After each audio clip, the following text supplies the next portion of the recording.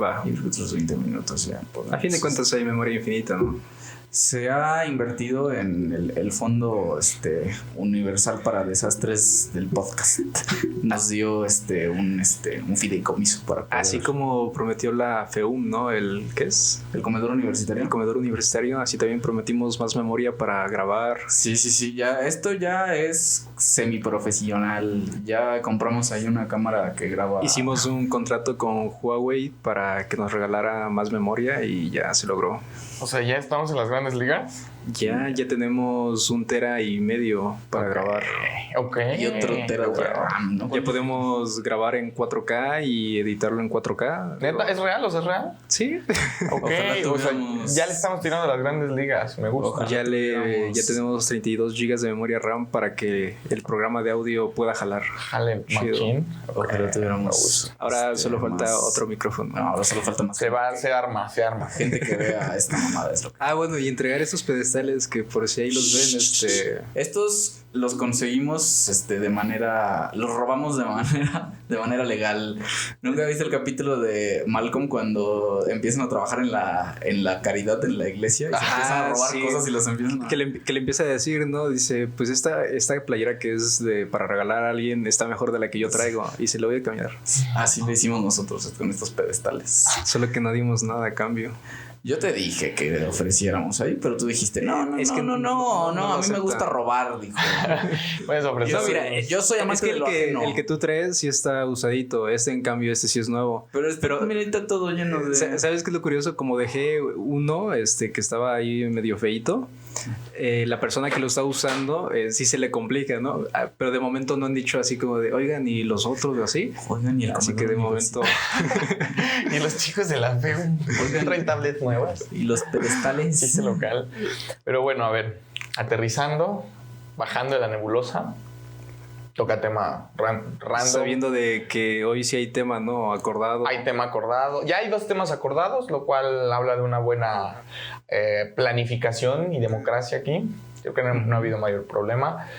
Vamos a hablar de teoría literaria. Parece difícil, no sé. Vamos a ver cómo funciona este rollo, porque la verdad yo propuse el tema, ¿no? Me gusta andar mezclando cosas de diferentes ámbitos con esa plasticidad rara. Pero el tema de hoy, doctor, ¿cuál es? La novela total. Okay. Que yo sigo sin entender qué es la novela total. Mario Vargas Llosa como que yo no sé por qué empezó a hablar como de anatomía del cuerpo en vasos sanguíneos o algo así. Vasos comunicantes, ok. Vasos comunicantes. Vamos a ir aterrizando eso, porque resulta que, bueno, Carlo y Yesuar tienen como mucha onda con este rollo de las narrativas visuales. Y pues bueno, otra vez audio, música, ambiente, paletas de colores, cosas que ya hemos hablado. Y yo soy de la vieja escuela, ¿no? Ya sabes, pupitre, libro abierto. Pero no importa, se me ocurrió este tema porque creo que puede ser una herramienta muy útil en el futuro para tratar de condensar ciertas características que tienen las obras de arte. En este caso, bueno, me voy a limitar a hablar de novela y cine y quizá alguna que otra serie. Y pues nada más quiero empezar hablando como de manera muy general de el tema es novela total. Y la propuesta la hace Mario Vargas Llosa. Bueno, Mario Vargas Llosa últimamente es más conocido por sus polémicas declaraciones políticas. Se ha convertido en un referente de la ultraderecha, ¿verdad? Del neoliberalismo. Pero bueno, a pesar de que es el señor Burns peruano, la verdad es que es un buen escritor, ¿no? O sea, es el último sobreviviente de la cartera del boom, digamos. Literalmente es el único sobreviviente, ¿no? Habíamos hablado del boom cuando hablamos de 100 años de soledad.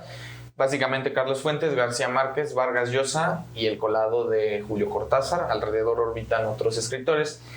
Y me gustaría hablar un poco de la producción de Vargas Llosa, ¿no? Vargas Llosa, a pesar de su postura política, es un buen escritor, considero. He leído algunas de sus obras, he estado como un poco en contacto por temas académicos y de gusto personal.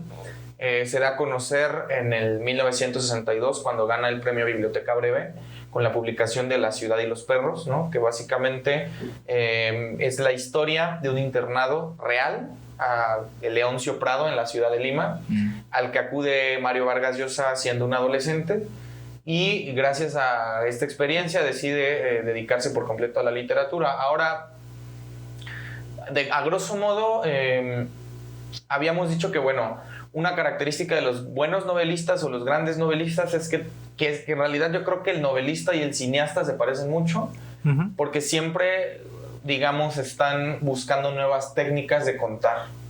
En el caso del cine, pues obviamente hay muchas herramientas, ¿no? Como el uso del silencio, el uso de ciertos planos secuenciales, el uso de cierta paleta de colores, la estructuración o desestructuración de la historia, que de eso me gustaría hablar.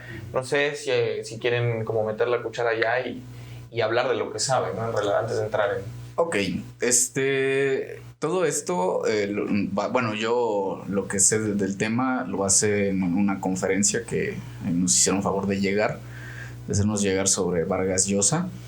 Y bueno, es dentro de lo que comenta en la conferencia precisamente acerca de la novela total y de los novelistas. A mí algo que me llama la atención es que de entrada dice que no hay como una receta, ¿no? Para crear un buen contenido. Digo, yo lo transmuto a lo que es contenido en general. Él se refiere a la novela, me imagino que por el formato y por la época en la que fue grabada fue dada esta conferencia, es por ahí del año 2000. Que fue en Monterrey, me parece. En sí. Monterrey. La cátedra, perdón, no, creo que lo siguen teniendo. El TEC de Monterrey tiene un proyecto muy ambicioso, que es la Cátedra Alfonso Reyes. Esta Cátedra Alfonso Reyes es... cada cierto tiempo, cada año, no sé cada cuánto, invitan a alguna personalidad del mundo del arte y la cultura con una conferencia magistral, en este caso. Pues, sí, es bastante interesante por ahí, si tienen la oportunidad de entrar al canal. Hay de Rosa Montero, me eché uno también que habla sobre un tema que ya hablamos aquí, de José Saramago. O sea, se ve que han invitado gente muy... que vale la pena escuchar. No, o sea, sí. Y en este sentido, dice Vargas Llosa que no existe como una receta, ¿no? Para crear una historia que sea buena, ¿no? Que dice que a lo mejor existen tantas recetas como personas que escriben o personas que crean cosas. Y a mí eso es algo que me llama la atención, ¿no? Dice que hay novelas muy bien escritas, pero que no son buenas, ¿no? Con las que no conectan, y hay novelas que a lo mejor no están bien escritas, pero conectan, ¿no? A mí me llega mucho a la mente precisamente José Saramago con Ensayo sobre la ceguera, y la forma en la que escribe Saramago, que es una forma bastante singular, ¿no? Sin guiones, sin separaciones, ¿no? Los diálogos se separan mediante comas, que es una lectura a veces frustrante, ¿no? Si tú lees algún libro de Saramago, es frustrante no saber quién está hablando, no saber cuál es la separación, tener en cuenta que el narrador, que también nos habla un poco sobre el narrador, es una persona que sabe de qué va la historia, que conoce la historia, que sabe en qué va a terminar y que también tiene opinión, ¿no? No nada más te está contando una historia. Entonces me remite a pensar en todas las novelas o todas las historias que conocemos, que a lo mejor yo no sé pues si existen recetas o si existen formas correctas de escribir o de crear cosas. Yo las desconozco, ¿no? Pero sí conozco esa sensación de conectar con algo, con lo que sientes que te está contando una historia, ¿no? Que te está hablando sobre algún tema sensible o algún tema fantástico que tú sientes como propio, ¿sí? Que al terminar la historia te queda, yo creo que una gran historia. Algo que caracteriza una gran historia de la que sea es que cuando lo terminas de ver o lo terminas de leer, te deja un vacío, ¿no? Te deja una sensación de sentir como que sigue, ¿no? Y después, ¿cómo hago para despertarme mañana sabiendo que ya no voy a tener a esta compañía, ¿no? Entonces es algo sumamente interesante. No sé qué quieras apuntalar, tu amigo.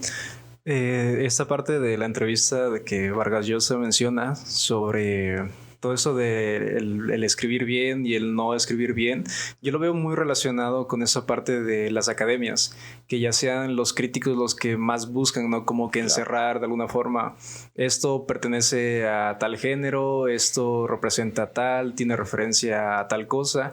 Y yo siento que eso pasa en todas las artes. Igual en arquitectura muchas de las veces pasa que alguien hizo una casa solo porque así lo sentía, así le parecía que estaba bien, la orientación civilización, que estaba todo, pero siempre los críticos son o la misma academia es la que busca decir, es que este arquitecto es de tal movimiento, tiene referencias en esto y en esto, porque de alguna forma ese es su trabajo, como ver esas referencias, ver qué es todo lo que contiene.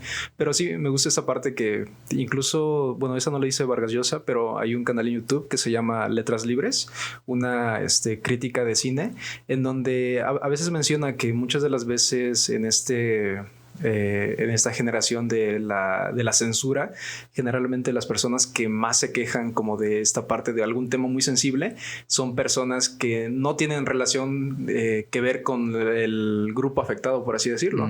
Y me recordó a una película que apenas vi ayer que se llama Tranquilo, no llegará tan lejos, de Joaquín Phoenix, en donde el caricaturista hace mucho, el personaje principal hace mucho esta referencia a críticas a las personas discapacitadas, como que se burla de ellos y toda esa parte. Y me gusta como pues Vargas Llosa hace esta mención de un escritor como de ese calibre, de decirte, pues es que no hay una receta. Y aparte, cuando una novela está muy bien escrita, generalmente resulta de que pues no vale la pena muchas de las veces. Que incluso se defiende un poco en esa parte de que dice, no es que, y hace esta comparación, ¿no?, entre el Quijote y me parece que, creo que Pedro Páramo o así, dice, es que si tomas a cuál prefieres o así, a lo mejor sí te decantas un poco por el Quijote, pero es que no se trata de eso. De alguna forma, cada uno vale la pena por lo que representan. Hasta eso es debatible, ¿no? Porque también es bastante subjetivo el considerar qué es bueno y qué es malo.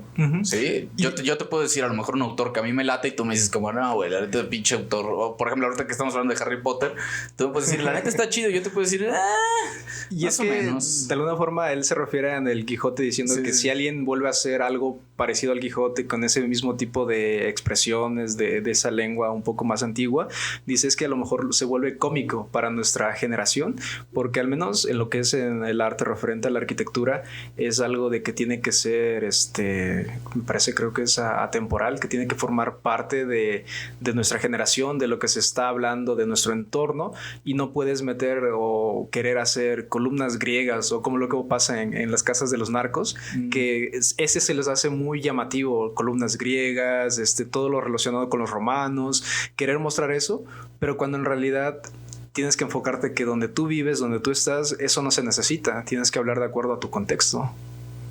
Sí, la verdad es que es muy interesante cómo se va gestando el episodio, porque algo que me parece cool es que, primero, Vargas Llosa, esta conferencia, esta charla se desprende de un libro que se llama Cartas a un joven poeta, ¿no? Uh-huh. Y a su vez, Cartas a un joven poeta básicamente es un texto donde Vargas Llosa, a través de emular las cartas, le escribe a Cartas a un joven novelista, le escribe a un joven, que seríamos los lectores jóvenes, de cómo escribir. Y a su vez, y esto no lo dice, pero es una tradición, a partir de siempre, parece que siempre ha habido como una predisposición a que los grandes artistas o escritores tienen su decálogo para escribir. Por ejemplo, no sé si sabían, pero por ejemplo Edgar Allan Poe, el gran maestro del suspenso, el gran innovador o renovador del cuento como género,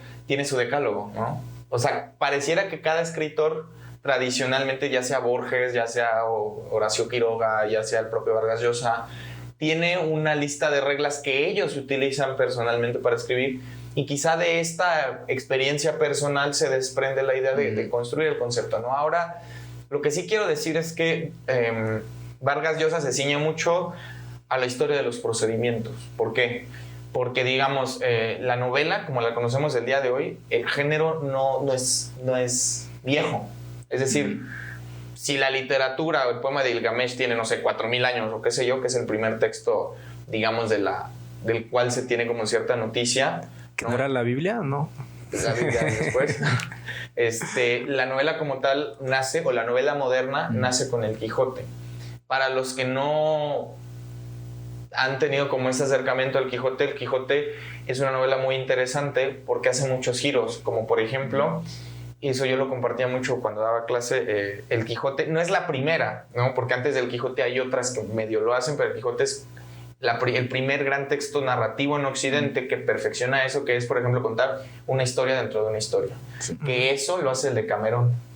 Es decir, está la historia del Quijote, que el Quijote va por España, ¿no? Por los pueblos de España, y de repente llega a una aldea y hay unos pastores cenando y de repente, ¡pum!, los pastores empiezan a contar una historia y nos metemos a esa historia.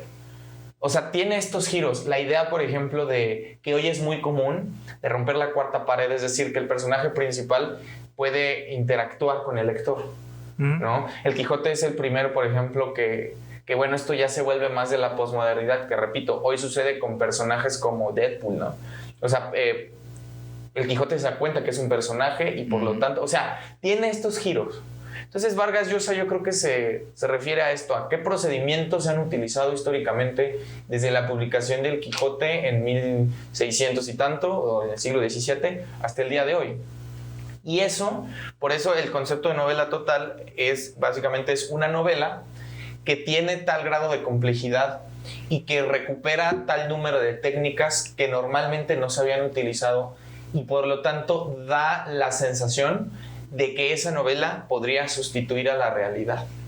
Que es, ya lo habíamos dicho, lo que sucede con 100 años de soledad. ¿Ves? Como crear un microuniverso, ¿no? Exactamente. Es que ese es ni siquiera es un microuniverso, es que es el universo. Un ejemplo muy latente que a mí me gusta mucho es, por ejemplo, Moby Dick. La novela de Melville. Moby Dick, claro, el personaje principal, digamos, es esta cosa con la ballena, pero en Moby Dick, por ejemplo, el barco es el Pequod, ¿no?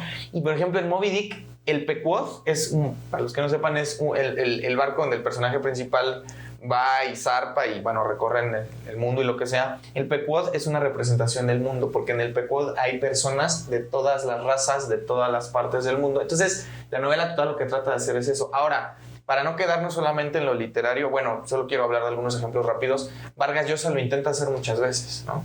Por ejemplo, en La ciudad y los perros, que ya mencioné, Vargas Llosa, en el internado de Leoncio Prado, muchos de los cadetes que van a este internado militarizado son cadetes jóvenes que vienen de todas las partes del Perú, de las clases altas, de las clases obreras, lo que llamarían los cholos, que los cholos no son como aquí, los cholos son jóvenes que viven en las comunidades rurales y que van al Perú. Entonces, digamos que Vargas Llosa lo que trata de hacer es que trata de representar el mundo del Perú, digamos, o toda la sociedad del Perú reflejada en el internado Leoncio Prado. Lo mismo, por ejemplo, hace Carlos Fuentes. Todas las novelas del boom pareciera que tienen estas aspiraciones, ¿no? Igual, La región más transparente, que habíamos medio hablado de esta novela, es una novela donde el personaje principal es la Ciudad de México. Y entonces lo que hace Carlos Fuentes es que se va y se mete a la Ciudad de México. La novela se publica creo que en el 58 o algo así. Y él va y se mete, él siendo un chavito fifí, ¿no?, de la clase alta, va y se mete a todos los barrios altos, ¿no?, de la alta burguesía, se va y se mete a las colonias populares, se va y se mete a las pulquerías, se va y se mete, ¿no? Entonces lo que él hace es que él trata de representar en esta novela cómo es toda la gente, el universo de la gente de la Ciudad de México. Por eso también es que estas novelas tienden a conservar mucho los registros lingüísticos, es decir, cómo hablan los diferentes estratos sociales, ¿no? Pero bueno, no sé, ¿alguna interrupción oportuna? Entonces, digo, me viene a la mente no pensar en cosas, por ejemplo, universos literarios, ¿no? Como el mismo Harry Potter, ¿no? Sí. El Señor de los Anillos, que yo creo que una persona que sabe escribir, que sabe meterte en su cabeza era Tolkien, ¿no? Que de hecho algunos dicen que si le podrías dar una mitología como a toda esa parte de los ingleses, fácilmente Tolkien podría haber regalado una mitología. Es un genio. Digo, tú que nos acabas de comentar que acabas de leer El Hobbit. El Hobbit. Y digo, yo tiene muchos años que lo leí. Un gran libro, o sea, y ¿sabes por qué es tan genial? Porque es un libro para niños, ¿no? Lo mencionabas, es un cuento para niños pequeños, pero te mete, es como una introducción a todo lo que ese vato hace, ¿no? Y ya de ahí puedes saltar a su novela, yo creo que más compleja, que aunque son 3 tomos, es una sola novela dividida en 3, que es El Señor de los Anillos, ¿no? A mí lo que me voló la cabeza fue al final, cuando en el Hobbit te das cuenta de que quien está escribiendo el libro es el mismo Bilbo, y te hace como que este pequeño guiño, ¿no? De que te dice, está terminando su libro, pero no sabe cómo llamarle al al nombre y le da de alguna forma el título que al final pues tiene. Un viaje de ida y vuelta, ¿no? Que pues mucha referencia. Que lo hacen, no sé si, o sea, debe tener muchísimos antecedentes, pero por ejemplo ahora si tú lees Juego de Tronos, que digo, la serie se cuece aparte, pero por ejemplo los libros es en gran parte también una referencia muy grande y muy bien escrita de lo que hacía Tolkien, ¿no? El buen George Martin también crea su propio universo, también lo hace a su manera de tal forma que comprendes incluso, entiendes que el tipo es inglés y cómo se dividen estos problemas de familias, ¿no? Si por ejemplo tú ves La Corona, esta serie, y ves que es un concepto que ellos manejan desde hace muchos siglos, ¿no? De la familia Windsor, ¿no? Los duques de Edimburgo, el príncipe de Gales, o sea que son este tipo de títulos los transporta él a su universo, ¿no? Sí. Y lo hace de tal manera que te sientes tú parte de, ¿no? Digo, no sé qué tanto tenga que ver, por ejemplo, este tipo de creaciones con lo que sea una novela total, ¿no? Porque me remito mucho a Vargas Llosa, que dice que no necesariamente tiene que estar bien escrito para ser bueno o malo, más bien tienes que tú que conectar con esta realidad, ¿no? Sí, de hecho algo que Vargas Llosa menciona es que generalmente esta idea de novela total tiene mucha relación con las historias de caballeros. Como generalmente dentro de historias de caballeros se habla de sagas completas y ahí pues te da la oportunidad de explorar varios temas, varios personajes. Y vemos esto en Juego de Tronos que pues te recuerda mucho a la historia, ¿no? Creo que la batalla de las rosas o algo así, que igual historia de años, ¿no? Historia de familias, de peleas. Sí, acaban de dar en el clavo. O sea, lo que trata de hacer Vargas Llosa, mira, hay obviamente todos conocemos el Quijote. El Quijote es muy chistoso, es muy cagado, porque el Quijote, o sea, Cervantes no tenía planeado escribir la máxima gran novela en la historia de la literatura. O sea, él, por ejemplo, quería burlarse de las novelas de caballerías, güey. Que las novelas de caballerías son exactamente esto que ustedes están diciendo. Es decir, existe un caballero que le sirve al rey, que hay una corona, que en un imperio, bla, bla, bla, y se narran las travesías. De hecho, el otro antecedente antes del Quijote que hace eso es el poema del Mío Cid. Ah, claro. ¿No? Que el caballero Rodrigo Díaz de Vivar, después de ser acusado injustamente, ¿no? De ser acusado de traición, tiene que recuperar la confianza del rey, ¿no? Y entonces se va hacia la travesía y, ¿no? a conquistar territorios en España invadidos por los moros. O sea, lo que hace Vargas Llosa es dice, la novela total no es algo nuevo. Las sagas nórdicas, por ejemplo, lo hacen. La Ilíada, por ejemplo, lo hace. Son poemas, lo que llamaríamos en sentido estricto la epopeya, poemas narrativos que hablan de guerras donde hay héroes, ¿no? Pero lo que dice Vargas Llosa es, ojo, no es nada más hablar del héroe y la guerra, sino los temas que están adentro. Por ejemplo, en la Ilíada, por supuesto que lo sabemos, la Ilíada no es nada más la guerra de griegos contra troyanos, es la historia de la traición. Entonces Vargas Llosa va a decir, ojo, la novela total tiene dos requerimientos, o tres, dos. Uno, que la historia sea lo suficientemente extensa para que pueda abarcar un gran número de personajes y acontecimientos. Y dos, que dentro de esos acontecimientos podamos identificar problemáticas humanas, como la venganza, como lo que hablábamos, ¿no? La venganza, el amor, la muerte, la pérdida. Ustedes recordarán, por ejemplo, en la película de Troya, la escena más hilarante, la escena más... hilarante. La escena más cañona es la muerte de Héctor, el hermano de París, ¿no? París, que es el que se roba a Helena de Troya y por eso se inicia la guerra. O sea, son momentos donde hay... momentos tan altos donde nosotros nos podemos identificar e incluso podemos, lo que decía Carlos al inicio, me parece fundamental, sentir que después de esa historia ya no queda nada, sentir ese vacío de que se pierde la historia. Ahora, antes de cerrar la bocota, quiero hablar de algo muy interesante que hace Vargas Llosa, es que él dice, yo no voy a tomar conceptos tan cerrados, tan académicos, dice, yo voy a crear mi propio lenguaje para poder explicar cómo yo concibo la novela, y utiliza varias cosas, ¿no? Ya utiliza una novela total y utiliza algo que se llama cráter, que a mí me parece muy interesante. Sí. Y lo voy a poner, vamos a migrar un poco con series, ¿no? Okay. El capítulo más impresionante en la historia de la cultura popular actual es el que se titula Ozymandias o Ozymandias en Breaking Bad.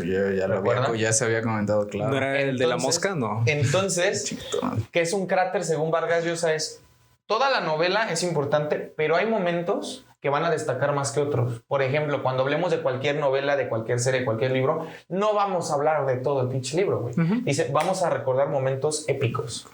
Lo que es un cráter, por eso te digo, se mueve muy bien. Lo que es un cráter es un momento en la narración que es tan alto, que se te queda grabado y que además es fundamental para construir el arco de la historia. Que es Ozymandias, ¿no? Doctor, no sé si gustas. No, sí. Ya, alguna vez, no sé si estabas tú o fue entre nosotros, hablamos digo, desde mi ignorancia, pues, yo comentaba que muchas veces cuando tú ves una serie, un contenido televisivo, te das cuenta por el formato televisión. Ahorita ha evolucionado mucho, pero persiste que tú estás viendo una serie, ¿no? Ponle Breaking Bad, por ejemplo.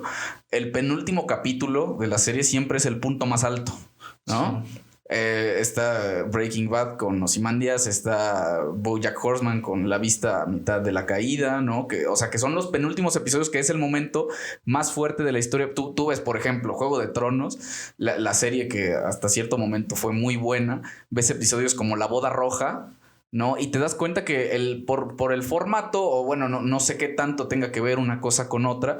Tú ves los penúltimos capítulos de Better Call Saul, que son el punto más alto, ¿no? Exacto. Que después de eso sabes que ya va a venir la resolución del conflicto final, pero ¿cómo decirlo? El éxtasis, el clímax de la historia se desarrolla justo antes de que termine, ¿no? La serie o termine el contenido. Ya hemos hablado aquí y yo creo que no se limita únicamente a series. Tú ves, las películas manejan un formato parecido, los cómics. Exacto. Ya hablamos aquí de Watchmen, que también es que precisamente tiene ahí cierto parecido con este villano que se llama Ozymandias, que también es un villano sumamente interesante, sí. que te resuelve que esta situación, pues la situación más fuerte, el tope de la historia ocurre no al final, ¿no? Ocurre en un momento específico de la historia y son los momentos más fuertes, ¿no? Los momentos que a lo mejor te dejan algo en algo en ti que dices, si tú hablas de Breaking Bad no puedes hablar, exacto, no puedes hablar de esa escena en la que matan al cuñado de Walter White, que yo creo que es el episodio más fuerte, más difícil de ver por la connotación que tiene y por lo que tú sabes que va a pasar, ¿no? Igual valdría la pena de repente si puedes leer el poema de Ozymandias, que también ¿cómo se llama? Es un inglés, pero no me acuerdo cómo se llama. Fíjate, es Percy Shelley. Aquí es muy interesante. Y yo me he dado cuenta, no sé por qué, bueno, sí sé por qué tal vez, siempre hay referencias, no siempre, pero en muchos casos hay referencias literarias en este tipo de contenidos. Por ejemplo, Percy Shelley es el marido de Mary Shelley, la novelista que escribe Frankenstein. Muy bueno. Y Ozymandias ese libro es una novela total, yo creo, bueno. Y Percy Shelley, Ozymandias es un emperador egipcio de la antigüedad, claro, uno de los más afamados. Ramsés II, ¿no? Ajá, y entonces cuando descubren su estatua, su esfinge, lo que sea, su sarcófago, se habla mucho de pues la banalidad en lo que, o sea, que te conviertes en nada, ¿no? Fíjense, voy a tomar un momento. Hay un poema que se llama de Quevedo que habla de esto, porque digamos, aquí lo interesante de los cráteres, y de hecho esto también creo que se me hace bien random, es entre más cráteres tenga o sea, cráteres buenos, o sea, momentos épicos buenos. Por ejemplo, 100 años de soledad, estaba pensando, tiene muchos cráteres.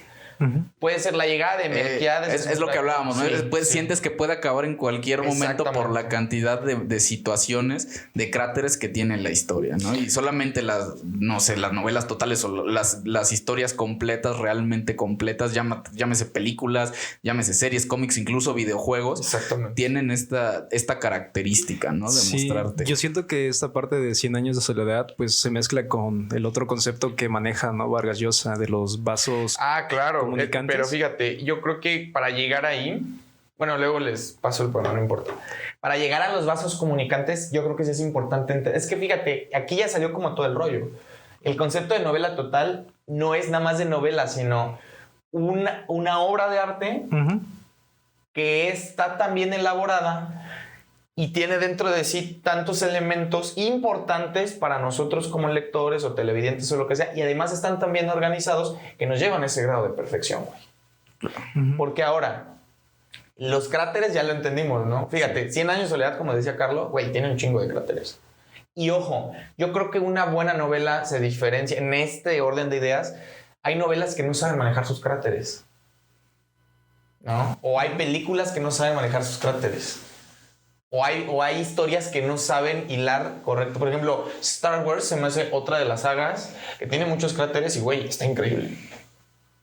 ¿No es cierto? Es dónde poner el cráter y qué va a significar. Claro, pero yo siento pues cuando una novela, ya, bueno, un contenido ya es tan extenso, ¿no? Llámate, por ejemplo, ahorita que estamos hablando de Marvel, ¿no? Con todo este universo cinematográfico, llega un momento en el que con tantas historias que hay, con tanto contenido que puedes ver al respecto, ya no es tomado tan en serio una situación tan fuerte, ¿no? Como podría serlo, por ejemplo, ¿no? Hablando de este mismo universo de Marvel, tú ves la serie de Daredevil, que es una serie que es algo que pertenece al mismo universo, pero por sí misma funciona sola, ¿sí? Que tiene un inicio y un final, ¿no? Yo creo que para mí lo que más valoro en cualquier tipo de contenido es que la persona que lo escriba sepa cómo va a terminar, ¿no? Tú ves, por ejemplo, Dark, que el tipo, el alemán que la escribió, es un güey que dijo, yo quiero 24 horas de contenido.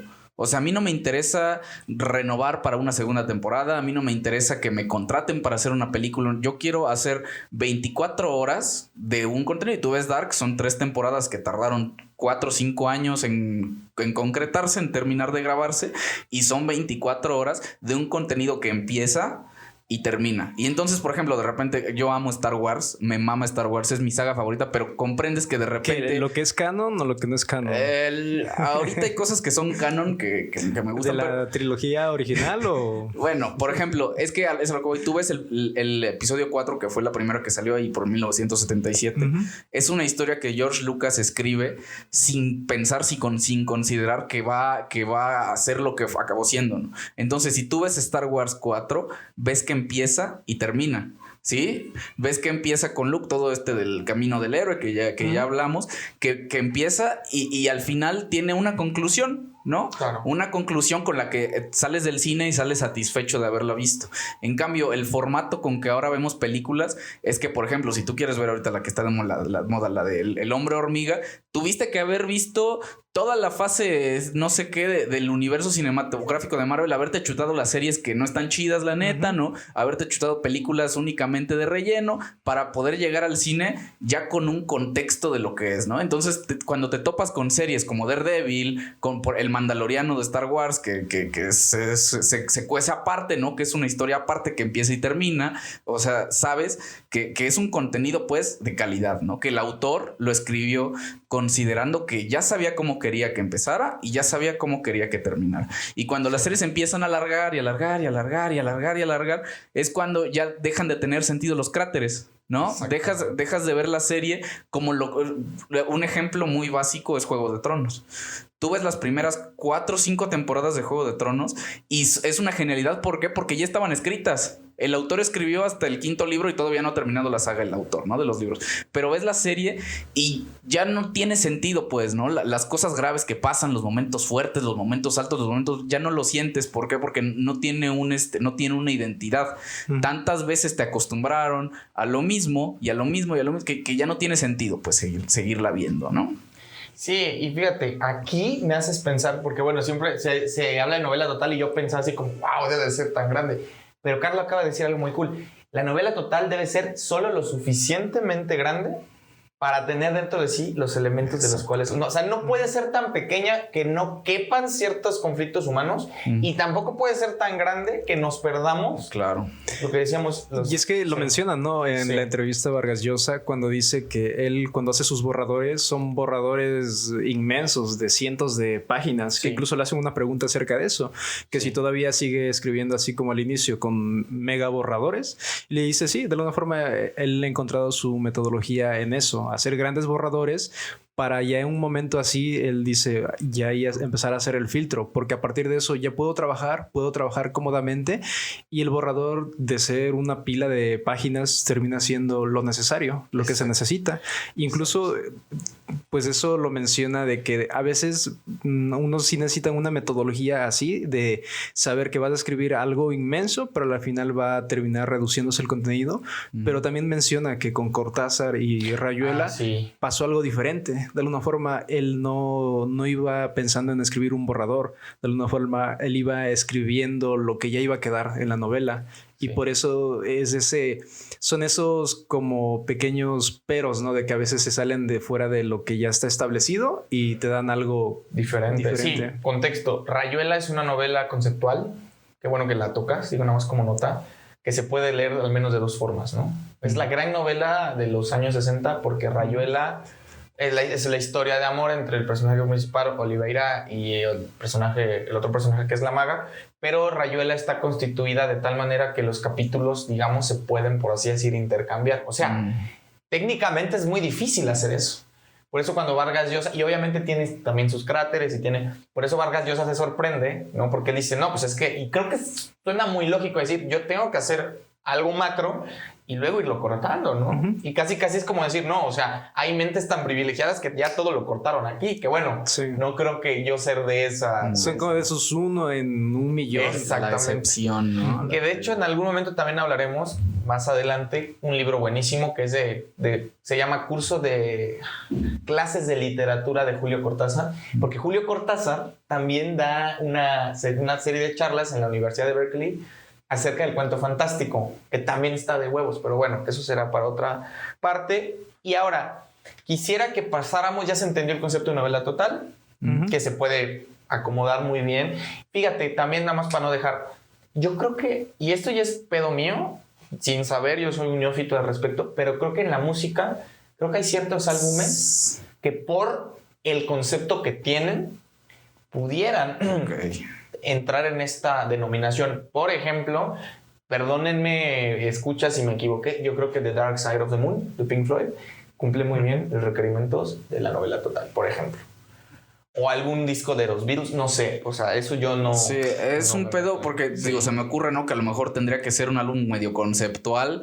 Pero, por ejemplo, tú escuchas, apenas traemos un pedo de Love Lesbian, ¿no? 1999. El poeta Halley, por ejemplo, que es un álbum 100% conceptual, ¿no? Pero a mí me viene a la cabeza, por ejemplo, bueno, el Sargento Pimienta de los Beatles, que a mi parecer es el mejor álbum que ha existido.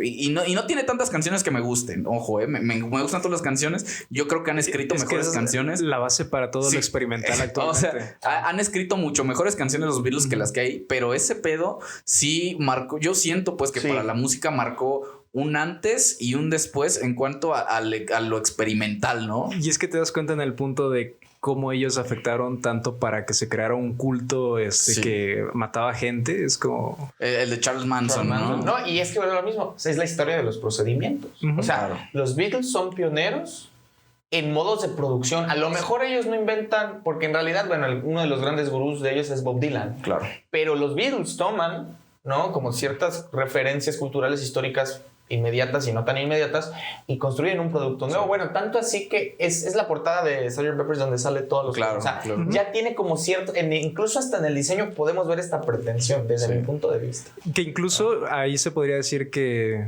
el miembro extra de los Beatles, que es su productor, que siempre acuden a él, porque de alguna forma pues los Beatles saben tocar los instrumentos, saben qué es lo que quieren, pero no saben cómo unir todo esto, como sería en la literatura los editores, ¿no? Exactamente. Que de alguna forma que no se les da mucho mérito, pero hay editores, hay productores musicales que logran ensamblar todo y darle un formato que es lo necesario. Y creo que se ve también en el documental de los Beatles que está en Disney, en donde buscan, creo que 2, 3 productores, no les gusta y vuelven a ir con el productor que empezó con ellos, porque les gusta lo que hacen. Y no sé si es en la de Get Back o Let It Be, que es en donde usan, creo que 2, 3 mezclas diferentes hasta conseguir la necesaria. Exacto. Fíjense cómo se va este concepto que empieza en la literatura, puede permear en todo.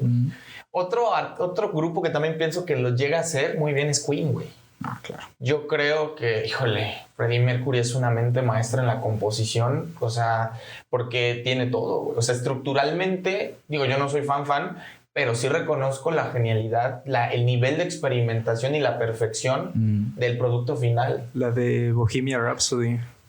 O sea, que obviamente es una canción que rebasa los estándares de duración de su época, claro, y aún así logra consolidarse como, o sea, y creo que en la música a veces es más evidente. Por ejemplo, pienso en el disco de Metallica, Ride the Lightning, no sé, creo que es el primero. O sea, hay ciertos momentos donde la totalidad se logra hacer presente. Lo mencionaba Carlos, Love of Lesbian, por ejemplo, que a mí me gusta mucho. 1999. A lo mejor no es el gran disco. A lo mejor tiene cosas más. Y su complementación, 2009. Exactamente. Ahí te das cuenta cómo hay una temática, claro, que gira alrededor de las relaciones de pareja, pero no solamente eso, sino que dentro de este proceso, de este viaje, de esta jornada del héroe, si quieres verlo así, se van manifestando momentos en los cuales todos nos sentimos identificados. Fíjense, nada más como para acabar de apuntalarlo, hay otro grupo español. En España son un grupo de culto. Yo lo empecé a escuchar hace como unos 12 años. Se llama Extremoduro. Tiene un disco que se llama... Ay, ¿cómo se llama? Muy famoso, La Ley Innata.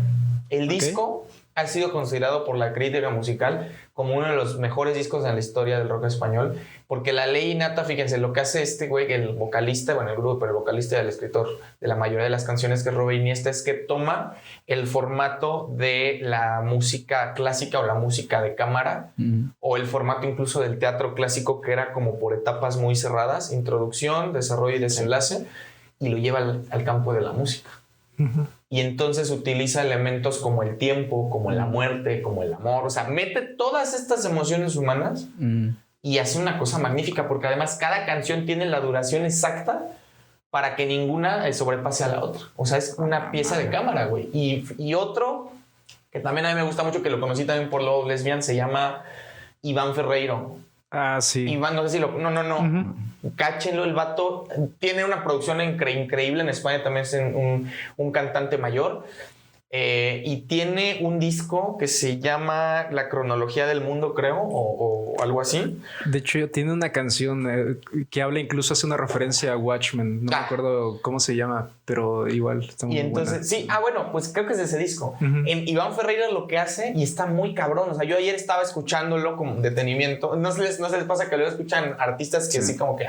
y de repente te conectan. El vato lo que hace en esta historia de... algo así como Breve Cronología del Mundo, perdón si lo dije mal, cada canción es una referencia cultural. Por ejemplo, tiene una canción que se llama Fahrenheit 451, creo que no es de ese disco, pero hace ese tipo de cosas. Tiene una canción que se llama Cómo conocí a vuestra madre. O sea, hace referencias a cosas que él vio, a productos culturales que él vio, canciones que escuchó, películas que vio, lo que sea, y lo relaciona con una parte de su vida, güey. Y entonces tú estás escuchando en Breve Cronología del Mundo la historia de su vida. Sí. Es muy cabrón. O sea, dices, güey, hay artistas que tienen esta plasticidad. Sí, tiene tanto sentido, tanto así que Bob Dylan ya se ganó un Nobel de literatura, ¿no? Claro. O sea, tan concatenado está, yo creo, pues, que la música es tanto literatura como cualquier novela, ¿no? Digo, con sus respectivas diferencias, pero que Bob Dylan tenga, o un cantante, un autor, por lo que compone, por lo que escribe, sea acreedor a un premio Nobel de literatura que no muchos autores tienen, dices, güey, o sea, tiene sentido, pues, ¿no? Que a veces percibamos la música de esa forma. No, sí, y hay muchos casos. Por ejemplo, estaba pensando, el hip hop lo hace mucho. Por ejemplo, creo que no sé si en el 2017 o 18 o algo por ahí, Kendrick Lamar gana el premio Pulitzer también por no, o sea, a lo que voy es que no están pendejos, pues. Sí, no, tú ves. O sea, tienen me acabas de recordar, tú escuchas cabrón. El Cuarteto de Nos y todo eso es hop, rock, lo que sea, hip hop, lo que escriban. Esos güeyes escriben problemáticas sociales, ¿no? Críticas a la sociedad, que las escuchas y al final es música, son 3 minutos en los que te están describiendo cómo funciona un puto sistema político, ¿no? En esa parte igual de referencias, digo, en el rap de mucho teado de Eminem. Claro. Creo que rap de Dios o algo así. Hace una referencia referencia a los cómics, a todo lo que empieza a decir, como que lo vas leyendo, incluso cuando escuchas algún análisis o algo, te lo van diseccionando parte por parte, ya que la velocidad es mucha y lo que te habla en contenido es mucho. Sí, yo también estaba pensando en el hip hop. A mí me gusta mucho el hip hop en español, en inglés menos, o sea. Y por ejemplo hay un artista que perteneció a Violadores del Verso y tiene un disco, fíjate, que se llama tal cual El Círculo. Así se llama, El Círculo. Y se llama El Círculo porque ya te das cuenta que en cada track tiene una relación estrecha, conceptual, narrativa de la anterior y termina siendo un círculo. O sea, la última pieza se corresponde con la primera y así sucesivamente. O sea, entonces entiendo esta manera de crear, ¿no? Y también la cantidad de referencias que se hacen. Pero bueno, ya para ir como aterrizando en el último concepto que creo que nos interesó a todos, que no está fácil de entender a la primera, pero creo que es interesante, es el de vasos comunicantes. Yo no lo entendí, la verdad. Hay una cosa, no, yo tardé un chingo en entenderlo también. O sea, Vargas Llosa, cuando habla de vasos comunicantes, pone dos ejemplos. El primero es de Madame Bovary. Hay una escena en Madame Bovary donde están en un pueblito, Madame Bovary está con uno de sus amantes y de repente ocurren dos cosas simultáneamente. En un momento hay una fiesta en el pueblo y en el mismo momento en el que sucede la fiesta en el pueblo, el amante de Madame Bovary, que es un hacendado muy rico, la empieza a tratar de conquistar, ya sabes, con este speech de no, mira, si te vienes conmigo, todas estas tierras son para ti. Te voy a sacar de trabajar. Ajá. Entonces lo que dice Vargas Llosa, que a mí me voló muy cañón, que de hecho eso creo que funciona o es más evidente en el cine que en la literatura, aunque viene de la literatura, hay episodios que se dan al mismo tiempo en una narrativa que aparentemente no tienen nada que ver, pero ahí Vargas Llosa dice, aparentemente, o sea, tiene todo que ver. ¿Por qué? Porque en el momento en el que el amante le está comentando, no, yo soy el gran marqués y la chingada, y está el bullicio de la fiesta hacia el exterior, Madame Bovary se da cuenta que no es la vida que ella quiere. Otros ejemplos importantes, bueno, otro ejemplo que da es una novela que es muy buena, que se llama Las Palmeras Salvajes, que de hecho esa dicen que la tradujo Borges o la mamá de Borges. La historia es básicamente, son dos historias. Una es de un afroamericano que es esclavo en una plantación y que huye. Y la otra historia es de dos amantes, los dos son casados, que se escapan para poder vivir su amorío. En ningún momento se cruzan las dos historias, más que en una sola ocasión. En una sola ocasión, porque la novela, un capítulo te habla del afroamericano que escapa y en la otra, ¿no? Entonces, nada más va intercalando historias. Entonces, Vargas Llosa dice, bien podríamos pensar que estas dos historias son ajenas, que solo se tocan una vez, ¿no? Pero Vargas Llosa dice, pero los vasos comunicantes es, al final, las dos historias, aunque los personajes nunca interactúan directamente, construyen el arco narrativo. Ahora, en cine eso es más evidente. Amores Perros. Claro. En Amores Perros, las 4 historias se logran intercalar, pero no de manera directa. Lo único que las intercala es el choque. La historia de Octavio y Susana, por ejemplo, el único personaje, por así decir, que intercala, por ejemplo, con la del chivo es el perro.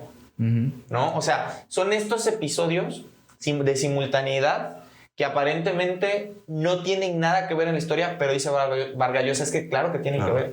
O sea, la buena literatura, las buenas producciones son tan perfectas que no necesariamente los personajes tienen que tocarse de manera directa. Lo mismo sucede, por ejemplo, en Benjamin Button hay una escena que se me hace brillantísima, porque además le está narrando Benjamin Button. No sé si recordarán que la chavita esta de la que está enamorado Benjamin Button es bailarina de ballet profesional. Entonces hay una escena, güey, que a mí o sea, yo la veo y me vuela.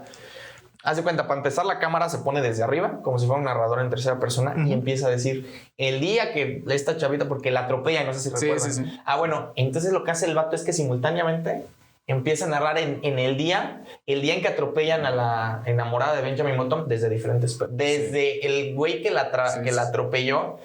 O sea, va diciendo, si él se hubiera levantado 10 minutos después y no se hubiera detenido en esta calle, probablemente hubiera girado un momento después de que ella... O sea, va hilando todas las cosas que pudieron haber pasado para que no la atropellaran y no perdiera su carrera de bailarina. Y lo mismo sucede, por ejemplo, bueno, este ejemplo lo pusimos también la vez anterior, creo, Requiem por un sueño, cuando están los dos en la cama, pero en una de las cámaras se atrasa el tiempo y en otra no. Esos son los vasos comunicantes. Okay. O incluso creo, no sé si sea un buen ejemplo o más claro, el de Pulp Fiction. Eso te iba a decir Pulp Fiction, ¿no? Claro. En un punto comercial, yo creo que ese podría ser un claro ejemplo. Pulp Fiction, Bastardo sin Gloria, aplica la misma, ¿no? Sí. Que son Por cierto, ya encontré la canción, se llama El Pensamiento Circular. De Iván Ferreiro. Hay veces, no muchas ni tampoco pocas, que pienso en ti. No mames. Si la pueden escuchar, muy recomendada. No, es un himno. Pero volviendo a esa parte de los vasos comunicantes, pues sí, digo, en las películas, creo que hay en esta que se llama Babel. Me acuerdo que Babel alguien lo explicaba. Hay un profesor de arquitectura, creo que es de Monterrey, pero da clases en la Ciudad de México, una universidad de esas caras. Tec de Monterrey, Anáhuac. Anáhuac. Creo que da clases en la Anáhuac y él decía que enseñaba a sus alumnos a usar, no sé, herramientas para comunicarse como Photoshop o cualquier de ese tipo, y que él, a través de recomendar películas, decían: yo quiero que me expliques la película, pero a través de algo visual, gráficas, una lámina. Y en los ejemplos donde él ponía en su conferencia, mencionaba de un alumno que, a través de contar la película de Babel, se da cuenta que al poner la línea del tiempo de cómo van apareciendo los personajes, se va formando una torre, que a la final se forma la Torre de Babel, de alguna forma, con la línea de tiempo de cómo aparecen los personajes, cómo van apareciendo y desapareciendo. Y es algo, como dices, tiene que haber mucha planeación para algo así. Sí, de hecho, Babel, híjole, es que la trilogía de la muerte a mí me encanta. Amores Perros, 21 gramos y Babel usan los vasos comunicantes. Dark utiliza también los vasos comunicantes, ¿no? O sea, y aquí yo creo que la clave para entenderlo es la temporalidad. Debe de ser, si no simultáneo, sí contarse, aunque sean en diferentes tiempos a la misma vez. Que eso es muy moderno. O sea, en realidad hay muchas buenas películas que hacen esto y que vaya, lo hacen muy bien. A mí Babel me gusta mucho, así como pequeña nota también, la historia de la muda, la japonesa, la hija del cazador japonés. Los que han visto la película, la última toma es espectacular, ¿no? Porque la película acaba en un edificio muy alto en Japón, la chica se va a tirar, ¿no? Y llega el papá a evitarla. No, es una cosa increíble. ¿No? Pues yo sigo recomendando Your Name. Digo, es muy poco lo que se puede ver en cuanto a... Ya se habló. Historias que se empalmen y se hablen, pero yo creo que si quieres entender un poco, yo creo que ese es un claro ejemplo. No tan complicado, pero habla mucho también de esa parte. Entendí cuando la vi, la verdad. Pero sí habla mucho. Pero viste el video que te mandé. Sí. Ahí entiendes la explicación del por qué se le da una segunda lectura y ves algo totalmente diferente. No, sí, muchos contenidos lo aplican, ¿no? Y yo no lo había entendido. Digo, escuché el concepto, la verdad no entendí un pito de lo que dijo Vargas Llosa, pero ya lo pude entender, ¿no? Cómo se maneja esta temporalidad y cómo a la vez están pasando muchas cosas, ¿no? Ahorita estoy leyendo, por ejemplo, La insoportable levedad del ser, pero no he podido continuarlo porque estoy medio trabado con unos pendientes. Y maneja lo mismo, ¿no? De repente te cuenta historias de personajes que se entrelazan, pero la historia es como atemporal. De repente dice, estas dos, me mandaron un mensaje diciendo que estas dos personas se murieron. Y en el siguiente capítulo te cuenta la historia de las dos personas. Y, o sea, está muy interesante. Sí, lo tengo que terminar porque me dejó muy, muy clavado, pero es algo parecido, pues. Sí, sí. Bueno, aparte Nombres a Kundera, que fíjate, la gran tragedia, yo creo que del siglo XX es que a Kundera no le han dado el Nobel, güey. Ni a Murakami. Sí, yo hablando igual, digo, no sé si cada uno traía un ejemplo sobre novelas totales. Sí. Yo pensaba en uno que dije, lo pongo mucho en contraste y uno podría leer, ya sea si es religioso o no, poder leer los evangelios. Claro. Pero dije, me puedo ir por la tangente y sacar eso como algo fácil. Pero luego recordé que habíamos leído hace tiempo a Saramago con el Evangelio según Jesucristo. Sí. Y para mí, digo, si ya de por sí a lo mejor los evangelios tienen algo muy importante fuera del mensaje, sino en cuanto a historia, yo siento que Saramago logra darle una vuelta. Es una reinterpretación. Y logra darle una reinterpretación. Si existieran multiversos, diríamos, aquí tenemos un multiverso de qué es lo que pudo pasar. Y a mí me gusta mucho en el punto de que cuando te dicen que Jesús, tanto fue hombre como fue Dios, te imaginas, en lo de Dios te imaginas fácil, pues que tiene poderes y todo eso, pero en esta parte de tanto fue hombre, yo siento que Saramago en el libro lo describe muy bien, esto, pasar por las dificultades, pasar por los problemas y cómo al mismo tiempo te logra contar la historia del pastor, la historia de Dios, la historia de la misma María Magdalena, te da una vuelta completamente y yo siento, para mí al menos, a como yo lo entiendo, puede ser un ejemplo de... ese pasaje que ya comentamos aquí de cuando, de los 40 días que pasó Jesús en el desierto, que lo que reinterpreta Saramago es que un desierto no necesariamente tiene que ser pues un desierto como lo imaginamos, no tiene que ser exacto, un lugar donde no haya absolutamente nada, ¿no? Y entonces se sube un bote y durante 40 días comienza esta discusión con el pastor, que es el diablo, y que es Satanás, y con Dios, ¿no? Y entonces comprendemos la razón por la cual, según Saramago, viene Jesús a la tierra, ¿no? Que al final acaba siendo una crítica muy interesante con la que yo por eso te regalé el libro, ¿no? Porque dije, güey, no para que te desconvirtieras, ¿no?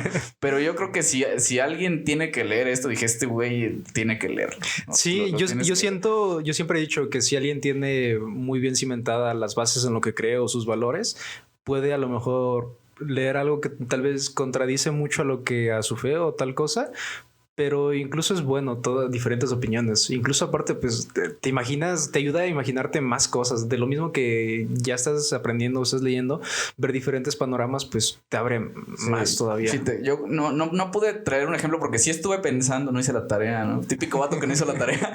No. Porque yo pienso, pues, no como que siento que el concepto como tal de lo que puede ser una novela total se me hace tan amplio que ponerle o traer una sola cosa a colación se me hace muy poco, ¿no? Y traer muchas se me hace muy extenso porque hay tantas cosas y es tan subjetivo también a veces que, por ejemplo, yo pensé en el ensayo sobre la ceguera de Saramago, que es un texto también, una crítica social crudísima, o sea, que si te interesa todo lo que pasó durante el COVID, o sea, Saramago lo predijo hace como 20 años, ¿no? Puedo comentarte, por ejemplo, videojuegos. The Last of Us, que es un videojuego que yo creo que tiene una historia muy fuerte, ¿no? Una historia que ahorita está de moda la serie, que también tiene mucho que ver, pero por ejemplo en videojuegos, que también es algo que a lo mejor no se toca mucho, pero a mi parecer también es una forma de contar historias bastante interesante, ¿no? Digo, mediante, porque tú lo estás viviendo, ¿no? Supongo que tiene alguna otra connotación, pero se me ocurren muchas cosas. Yo, por ejemplo, te puedo mencionar la que más me ha gustado, el ejemplo que yo creo que con el que me quedo es BoJack Horseman, ¿no? Si tú tienes oportunidad de ver esa serie, yo creo que te vas a topar con un universo con el que te vas a sentir identificado, ¿no? Porque no es ¿cómo decirlo? Pues no es una historia, pues, de normal, ¿no? Claro. No es algo, obviamente se apoya en estos personajes antropomórficos, ¿no? Personajes animales con formas humanoides, pero que te cuenta una historia que es una historia completa, ¿no? Claro. Yo me puedo quedar un poco con este tipo de contenidos. Que yo no he visto esa serie, pero sé que hay un capítulo que es el hecho de que me interesó la serie, en esa parte donde se imagina, ¿no? Un mundo en donde si él fuera feliz, si hubiera tomado una decisión diferente, él ya sería casado, con hijos, con un buen trabajo, y al final de la toma o del capítulo te das cuenta que simplemente estaba soñando. Está el vato tirado ebrio, güey, que acaba de chocarse. Eso es una cosa completamente distinta. Sí, yo, bueno, quise para aterrizarlo y cerrar un poco la cuestión. Lo que dice Vargas Llosa también es interesante. Hay novelas o hay productos que no necesitan ser tan extensos para reflejar la totalidad. Bueno, el gran ejemplo de la metamorfosis, güey, de Kafka, que en 100 páginas nos ayuda a entender mucho la condición humana, o Pedro Páramo, ¿no? Bueno, este capítulo de BoJack Horseman. Entonces yo creo que no debe entenderse el término de novela total como algo que tiene que ser, claro, normalmente sí lo es. Sí. Él recomienda, ¿no? Dice, exacto, si es más extenso es bueno porque logra abarcar muchas cosas, pero tampoco es la regla. Exactamente. Y creo que las excepciones son interesantes, ¿no? Yo creo que hay películas, series, capítulos de series, novelas cortas que por sí misma, por su estructura, por su temática, tienen esta complejidad, esta totalidad, ¿no? Poemas, digo, mamá, a lo mejor no puede ser considerada una novela, no sé por qué es diferente, pues. ¿Qué cosa? Los poemas. No, sí, claro, no, pero ¿viste el título? No, por ejemplo, digo, me viene a la cabeza Ozymandias, ya lo mencionamos. Cummings también tiene ahí unos poemas muy, o sea, y son no sé cuántas palabras puedan ser, tan pocas que encierran un universo, ¿no? Sí. Y que te hacen sentir parte de ese universo los 3 párrafos que dura el poema. Fíjate que sí, ¿eh? Yo apenas estaba leyendo, les recomiendo mucho a Constantino Cavafis, que es el gran, uno de los poetas más importantes en Egipto, bueno, es egipcio inglés, no sé, y también él lo que hace es que reinterpreta la mitología griega y como que lo reescribe, ¿no? Como lo hace un poco Saramago y sí, o sea, totalmente la idea de totalidad. Fíjate, el último ejemplo ya, lo prometo. Les recomiendo mucho. A este tipo solo le conozco un poema, porque además murió muy joven en circunstancias muy, muy, muy fuertes. Gerardo Arana se llama. Tiene un poema que se llama Ojalá el gobierno me diera una beca. Échenle un ojo. ¿Escuchas? Ustedes también. Fascinante. ¿Qué es esta idea de la totalidad? ¿Cuántas palabras necesito para acercarme a la totalidad o para sentirme en ella, ¿no? Sí. Pues bueno, ya para ir cerrando este pedo, ¿qué podemos concluir? Podemos concluir con que lean, es bueno leer. Y pues yo igual iba a traer este ejemplo de que aquí ya me regalaron un libro, el de Persona Normal de Benito Taibo. Digo, si no te interesa tanto la lectura y quieres algo ligero, pero que a la final te dé mucha recomendación, aquí vas a encontrar una biblioteca completa de libros y yo creo que te va a acercar incluso a estas novelas que abarcan pues de esa totalidad de alguna forma. Sí, mi consejo siempre es, y algo que yo tengo como regla de vida, es siempre tener algo que leer, siempre, ya sea que a lo mejor no puedo leer mucho porque no me da el tiempo, pero siempre tener una novela. Desde que empezamos este proyecto más o menos, yo creo que sí ha sido siempre tener algo para estar leyendo, ¿no? Y yo creo que si bien existen muchos ejemplos en series, cómics, películas, videojuegos, yo creo que las obras que más se acercan a la totalidad son las novelas escritas. O sea, no te puedes imaginar, o sea, no puedes materializar un mundo como 100 años de soledad más que en tu cabeza leyéndolo, ¿no? Por eso es que muchas veces las adaptaciones de las series no son lo que esperamos, porque yo creo que lo que más se acerca, a mi parecer, que lo que más se acerca es este tipo de contenidos.